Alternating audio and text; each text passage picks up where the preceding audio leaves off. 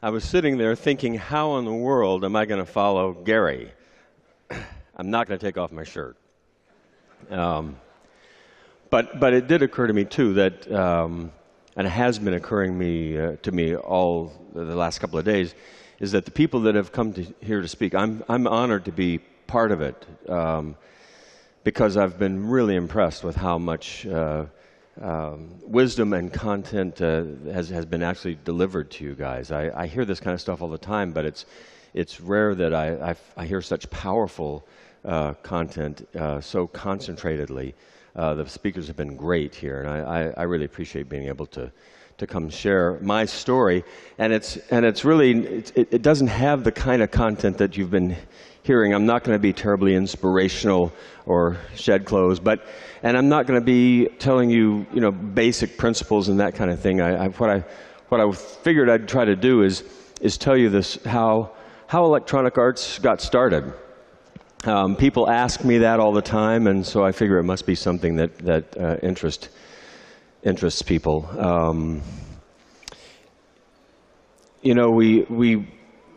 Fortunately for me, there hasn't been a movie made or a book written about Electronic Arts' origins, so I can kind of say what I want to. But it also is indicative, I think, of the fact that those of us that started the company really didn't think of it in terms of being something about us. It was really more about the company. And certainly, I'd say this phrase that software that's worthy of the minds that use it was something that we all believed in.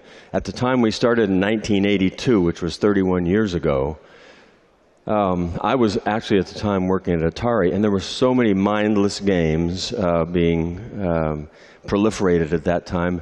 We all felt like it was important to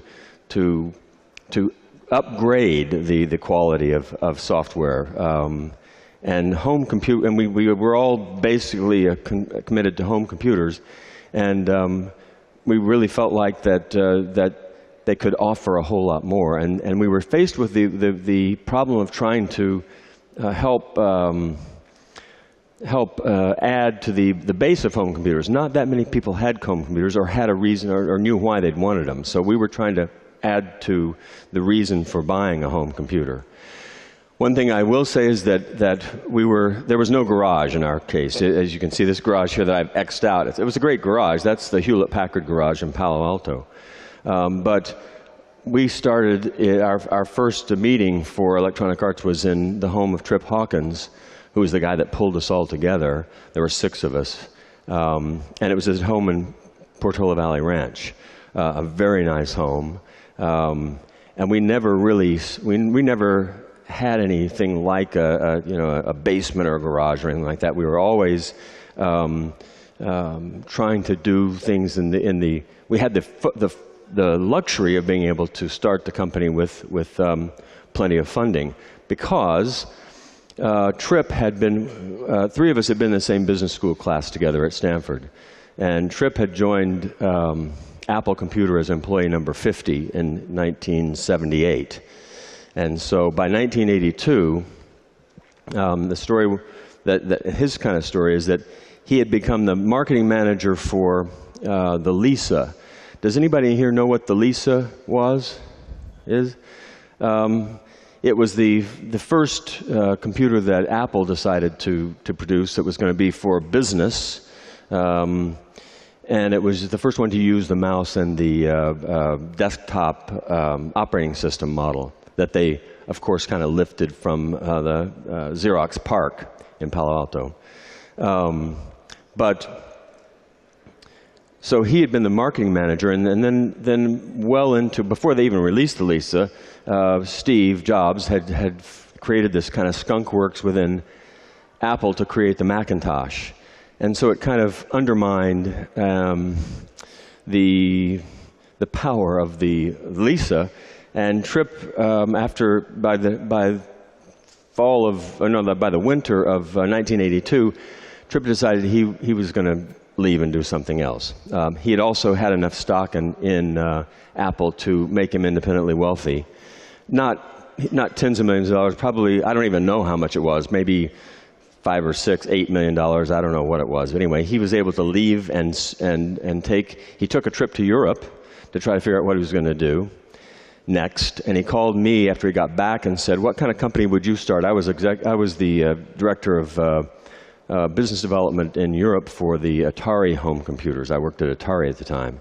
And I said, I'd start a software company in this industry. He said, so would I, so let's get together. And we ended up going to his house. He invited a group of us to his house for dinner to kind of brainstorm what we would do. I don't know how well documented this is anyplace, but I was there, so I know who was there at the first dinner. Rich Melman was a guy who was 43 years old. Tripp had known him at Apple. I'd never met Rich. Rich was an undergrad physics graduate from UC Berkeley and had his MBA from Stanford. Bing Gordon.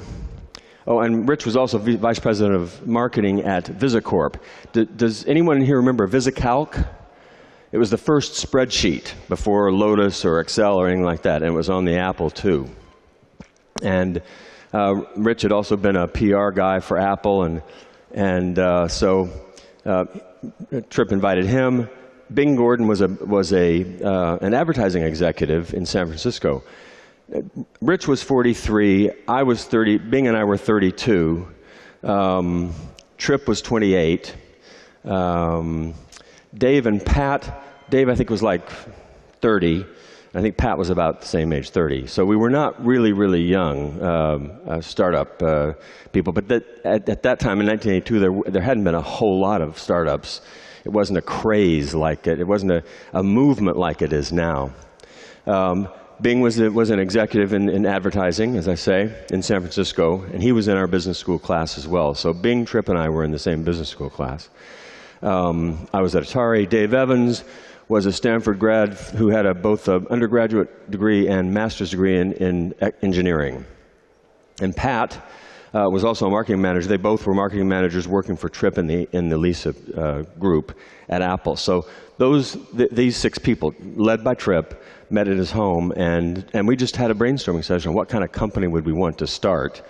And it was interesting because we all had similar thoughts about the way we wanted the company to feel, what was important to us in a startup company. And of course, we didn't have much idea there were no models really out there, but we all had thoughts about what we wanted to do. And so then Tripp and Rich, Rich had resources because he was in his 40s and he'd accumulated some funding, some money. So they provided seed capital for Electronic Arts. And that allowed the rest of us to leave our executive positions. We were making good money. I remember the president of the international division at Atari at the time, who I worked for, when I told him I was leaving for a startup company, he said, well, you shouldn't do that. Atari is a once-in-a-lifetime company to be a part of. It was owned by Warner Communications at that time. And he said, they'll always have a job for you at Warner Communications. And startups, they always fail. You'll never make it. And I said, well, I've already decided I'm going to go. I've told my friends, this other group of people that I'm going to join them. And then the president of the international division said to me, we were on the phone because it was at 6 o'clock before I was leaving the office when I told him I was leaving. And he said, okay, I gather you've made your decision and I don't agree with it. And he said, and furthermore, I'm going to make personally sure that you never get a job in Silicon Valley again. And he had me searched, had my briefcase searched, and escorted out of the building. That was the atmosphere at Atari. Now, a year later, Atari was hitting the skids, but it was that kind of atmosphere, and that was the kind of encouragement that people got to start companies back then. There wasn't much. So we started the company in August of '82. We put together a business plan. And it was 100 pages thick, extremely detailed. I think Don Valentine told Tripp that it was the best business plan he'd ever read. We raised $5 million with Kleiner Perkins Caulfield and Byers, Sequoia. Don Valentine was the lead in that, and Seven Rosen. The interesting thing, not interesting, but a point about this is that Tripp really wanted to have Don Valentine be the lead investor. And I don't know if you know what a lead investor is, but it's a venture, in those days it meant the venture firm that would say, you know, I will fully fund what you need, no matter if anybody else joins. The ethic at the time, or the practice at the time, is you want to have 3 or 4, maybe, yeah, no more than 4, I guess, funds investing in you. We had 5 or 6 that wanted to. We limited it to 3. And Don would not take the deal. I mean, Tripp wanted him to be the lead, and Don said, no, you're asking for too much. It's too rich a thing. I'm not going to pay you, you know, not going to value your company as highly as you want it. And so Brooke Byers from Kleiner Perkins stood up and said he would lead the deal. And so what that meant really was that we didn't need Don or Seven Rosen, but we really wanted them. And of course, the minute Brooke Byers said he'd take the deal, then Don was immediately saying, oh, I want in too. And we had, I'd say, 5 or 6 other firms that wanted to invest, but we said, no, sorry, we're only limiting it to 3. And that was a very fortunate position to be in. But then we had so what I wanted to get into was some examples. I have this old video that was made in 1983. We called it the Talking Heads video. It's not really ever been seen publicly, I guess until now, but it exemplifies and it captures a lot of what could be described as the characteristics of Electronic Arts from the very beginning. The attitudes we had, the culture we tried to create, the thoughts we had about what we were doing and why. And to me, what's interesting about it, and I hope it is to you, is that it's sort of a real example of what some of the other speakers have talked about, and you'll hear the same themes over and over again, because I think they are true. I think what the previous speakers have said are absolutely true. These are examples of how it does work. If you look now at this 30-year-old set of clips from a video, it strikes me, and it should you too, that we actually accomplished what we thought we were going to. We actually lived and made real what we were dreaming of 30 years ago. I think these thoughts are still valid for the company. And this particular one about an entrepreneur's attitude is one of the ones I wanted to show, because I show it often now when I talk to people in the Bay Area, because it does exemplify the attitude that I think founders had then and still have and must have. So I think I have to have them switch to the video portion. Then we'll have a few clips here in a row.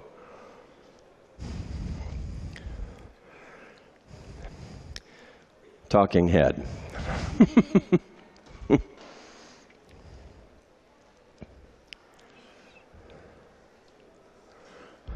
And in order for us to do what we are trying to do, at age 28, we have to be obsessed, and we have to be a little bit arrogant, and we have to be a little bit cocky about takes a little bit of a coordination, having a sense of possibilities that are open to us that aren't open to others because of our convictions. And if we didn't feel that way, and if we didn't even have a little bit of a sense of not knowing what we don't know, and you know, if we were too conscious of the pitfalls, if we were too conscious of the obstacles, we might lose our conviction. And we really do have the sense of really being obsessed with it and really believing that we know how to do it better than everybody else. And that may seem arrogant, but if we didn't feel that way, we wouldn't be able to pull it off. And it's because we feel that way that we're going to.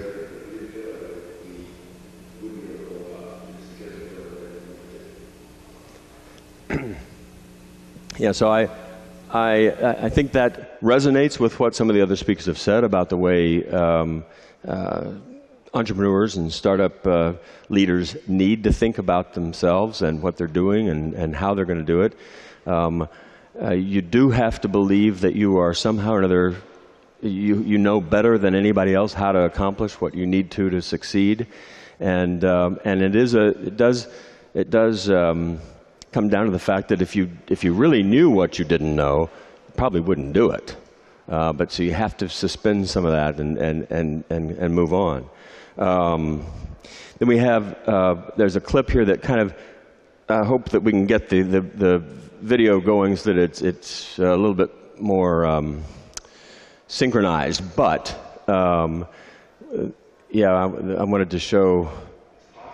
It's possible for a computer to provide a world where the rules are open-ended, where if you're flying around a planet and you decide to take off toward that star, you can. We can evoke in people a sense of, wonder, curiosity, intrigue, maybe a little smile for a grandson who learned how to do something on a grandfather's machine. But I'd like to write some software that interacts with you in a way that's really closer to the way a person would interact with you. You may become attached to some of the software characters, and you may develop emotional feelings about some of the personalities in the software. That's why I've been mentioning the idea of a software friend. And that sort of should be built into a computer, but it can be built into a program too. A lot of good designs just cause you to smile. I mean, you look at it and you want to smile. Now, yeah. So those are examples of what we were really obsessed about with the software. We wanted to, I don't think many people had thought about having a software friend or expressing it that way at that time. In 1980, I think 30 years ago, these were just computational devices, the computers were. And so the idea that you could actually create an emotional attachment to some of the characters in a piece of software was pretty foreign. But we talked even in that first dinner about being able to deliver to consumers an experience that they could not otherwise have in their lives via software, either because they didn't have the money or the skill or the talent or whatever it was, or because it was a total fantasy anyway.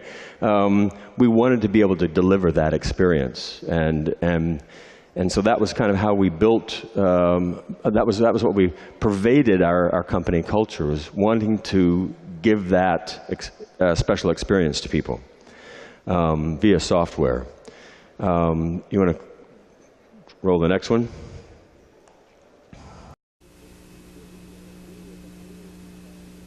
Parents want products that have educational value, but products that their children are going to want to use. Kids that are interested in computing, they want products that are fantastically entertaining and exciting and compelling. And that's really the major part of the market.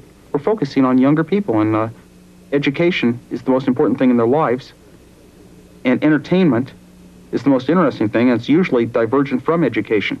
All of a sudden with computers, we've got technology marrying the two together in a way that might be very productive. We're at the start of things, and it's just settling down. How this business is really going to be run and organized is, I think Electronic Arts is going to be one of the leaders because of the professionalism of the people that are planning the organization and doing a lot of thinking about the structure of the artist relative to the producer inside the company, relative to the production and distribution aspects all being, integrated into one package. It's more or less where the thinking's got to be. It used to be just a guy in his garage can start selling. And that's still true today to some extent. But it doesn't go very far. And Budge could tell you, you can try that and you can get your family involved in working on it. But in the end, you really need to understand how to market the product as well as develop it. Yeah. So, there we go. So that was sort of an example of the structure of the company, because we really were a marketing firm for the products that the developers in the United States that we would go solicit and choose for what they were doing. We tried to add the professional level of marketing and packaging and sales and all of that kind of stuff to the developers' creations. And we always did think that there was this crossover between education and entertainment.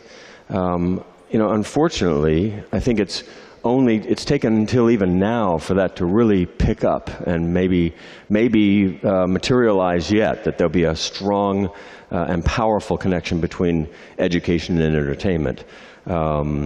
We see that more and more, and I see companies all the time that are focusing especially on early childhood learning, which can be accomplished through tablets much easier now. And so that was one of our company's primary goals. What we discovered was the education market is very, very difficult to penetrate, and it certainly was back then, because no one had computers, no one had microcomputers in schools. But that was our intent, and I'd say that that the whole industry is moving that way still. I wanted to show you, by January of '83, we put out our first double-page magazine ad in Newsweek and Scientific American. You might think those are strange selections but there was no internet, we couldn't afford television. Scientific American, it turns out, had the right profile of consumer for what we were trying to reach, and so did Newsweek. So what I wanted to do too was read you this text. I'll read it because I can't memorize it, but I think it again exemplifies the attitude that we had, what we were trying to accomplish with Electronic Arts. I'll just move it to the photograph. That's, by the way, a photograph of our artists. We collected, well, we didn't collect. We did contracts with these guys based on music entertainer contracts. We had a board member who was a founder of a record company, A&M Records. Jerry Moss was the guy. And we asked him to provide us the sort of template for contracts with artists, recording artists, and we used it and went out and got these software developers to sign those and to work with us. And we had a famous Los Angeles photographer create this photograph with all our artists in it. But let me tell you, let me read. I hope it doesn't bore you, but I'll read what the text of the ad said. And of course, you saw the title. It says, "Can a computer make you cry?" Right now, no one knows. That is partly because many would consider the very idea frivolous. But it's also because whoever successfully answers this question must first have answered several others. Why do we cry? Why do we love or laugh or smile? What are the touchstones of our emotions? Until now, the people who asked such questions tended not to be the same people who ran software companies. Instead, they were writers, filmmakers, painters, musicians. They were, in the traditional sense, artists. We're about to change that tradition. The name of our company is Electronic Arts. Software worthy of the minds that use it. We are a new association of electronic artists united by a common goal: to fulfill the enormous potential of the personal computer.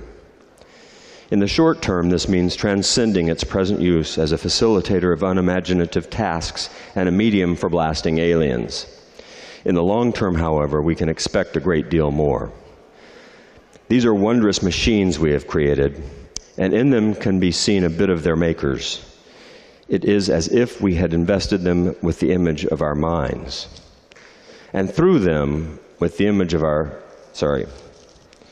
and through them we are learning more and more about ourselves. We learn, for instance, that we are more entertained by the involvement of our imaginations than by passive viewing and listening. We learn that we are better taught by experiences than by memorization. And we learn that the traditional distinctions, the ones that are made between art and entertainment and education, don't always apply. Toward a language of dreams. In short, we are finding the computer can be more than just a processor of data.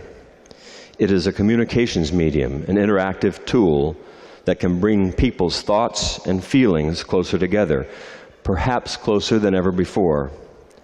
And while 50 years from now, its creation may seem no more important than the advent of motion pictures or television, there's a chance that it will mean something more. Something along the lines of a universal language of ideas and emotions. Something like a smile. The first productions of Electronic Arts are now available. We suspect you'll be hearing a lot about them. Some of them are games like you've never seen before, that get more out of your computer than other games ever have. Others are harder to categorize, and we like that. Watch us. We're providing a special environment for talented, independent software artists. It's a supportive environment in which big ideas are given room to grow. And some of America's most respected software artists are beginning to take notice. We think our current work reflects this very special commitment.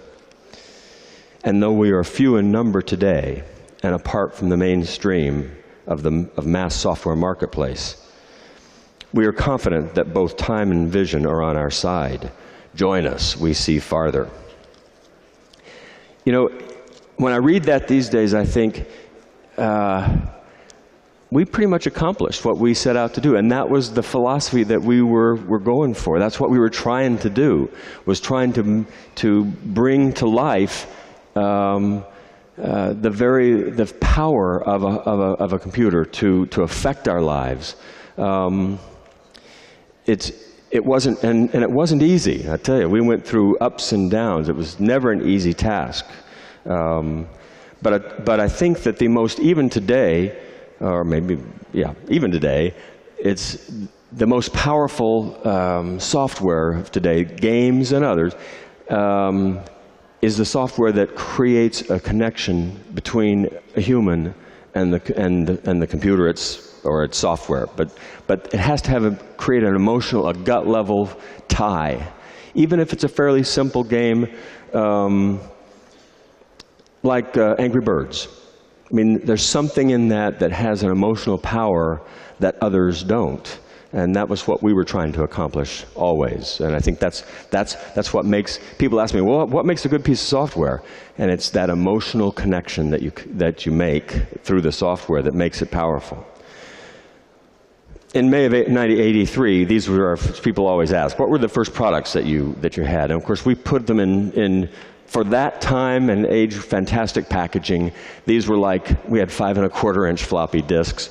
And so these were 8-inch by 8-inch square packaging, cardboard, looked like what used to be, and none of you know about this, 33 1/3 RPM records, vinyl records in a sleeve. Back then in '83, those still existed. But so we shrunk down that idea, and we had liner notes. These packages all opened out, a double fold kind of thing. And on the inside, we had an interview with the artist, and he talked about why he created this, how he created it, what he was trying to do.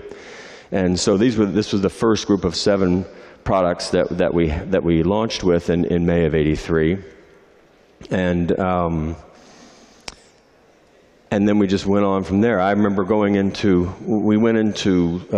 made the executives of the company all had to choose a sector of the United States to go spend 3 weeks on the road, going into every major city in a section. I got the Southwest, which was Kansas, Oklahoma, Arkansas, Texas, Arizona, and New Mexico.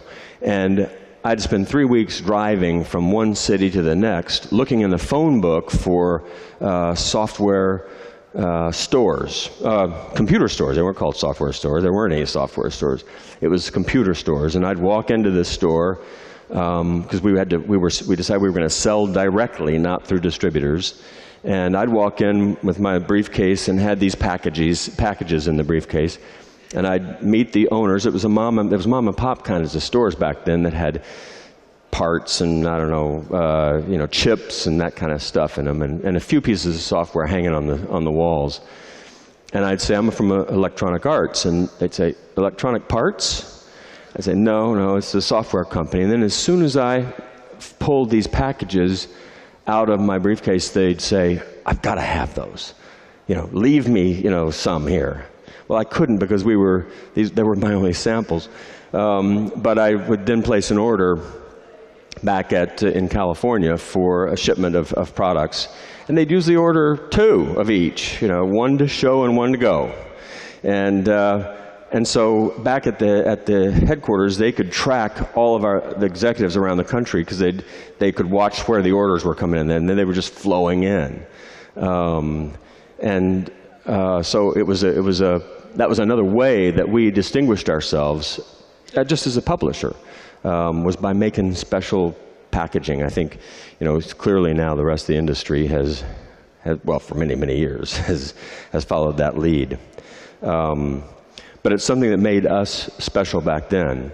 So I'll wrap up with some major life lessons. How about that? I thought one of the things that I learned from this was that starting a company, one of the best things to do is pick the smartest people you possibly can. You never know what's going to happen with your product, with your direction, and if you have just the smartest group that you can find and gather together, then you have a much better opportunity of making the right decisions and choosing future paths. I do think that group of 6 people that Tripp pulled together in the summer of '82 is the smartest group I've ever had anything to do with, and it was a tremendously exciting thing to work with 6 brilliant people.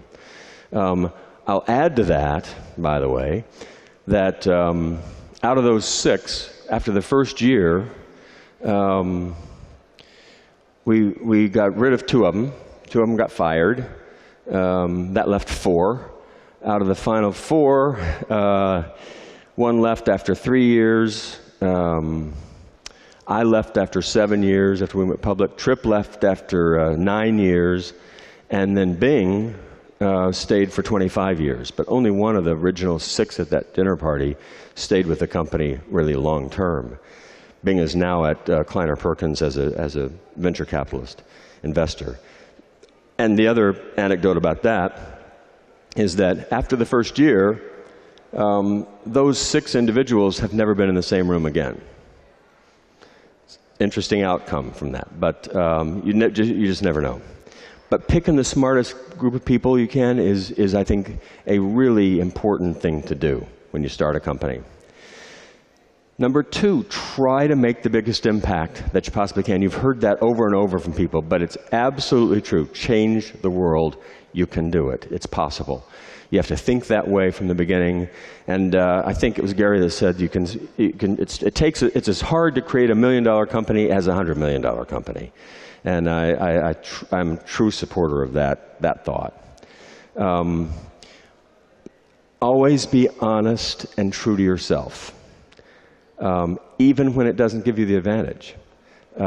It pays dividends in the future if you're true to yourself. And that's just, I think that certainly also echoes what Gary was talking about. Loads of money doesn't always deliver happiness or contentment. You've got to follow your passion. And people have said that too. I'll reemphasize that, I know. Money isn't everything. And that's not why any of us started Electronic Arts, so we could become multimillionaires. I'll tell you a little quick story about Tripp, who, because he provided the seed capital for Electronic Arts, he had the largest number of shares as well for any individual. And so he made substantial money out of that. And after 9 years, he left and started his own company, another company called 3DO. And it lasted about, he took it public before it had any product. That was in the heyday of things. And it ended up going bankrupt. And he lost a lot of money of his own. So he had a big failure after this huge success. But he started a 3rd company called Digital Chocolate, which was one of the first mobile phone app or mobile game app companies that existed. And now he's on to a 4th company called If You Can. And he just started that about a year ago, and I haven't sat down with him at lunch to find out exactly what it's about. But it reminds me of the, I think it's Rudyard Kipling poem that's one line that says, if you can meet with triumph and disaster and treat those two impostors just the same. It's one of the lines. And I think that's, I suspect that's what it refers to, because certainly Tripp has had triumph and disaster. And the fact of the matter is, both of those conditions are just imposters for what reality is. It doesn't define you. Failure and success doesn't really define you. But it is the most important thing to follow what your passion is. You know, first you've got to identify that, and sometimes that's not too easy. Finally, give back. As an entrepreneur doing a startup, I would say you're the most privileged and fortunate person in the world to have that experience. It is the best experience to have in life, I think. You should share it with others. Whether or not you have a huge success, always be thinking of giving back. That's what makes, especially as you get older, that's what makes everything worthwhile, is being able to return to others. Somebody earlier on, one of the speakers said, pay it forward. Well, it's basically the same thing, is give it back, pay it forward. You should always be able to help somebody else that is seeking to do what you did. And as Gary said, that's why we are here, because we care about that. We want to help all of you reach your goals and try to make it a little bit easier for you. So that's the end of my presentation. As I say, I'm honored to be here, and I wish all of you the very best. Thanks.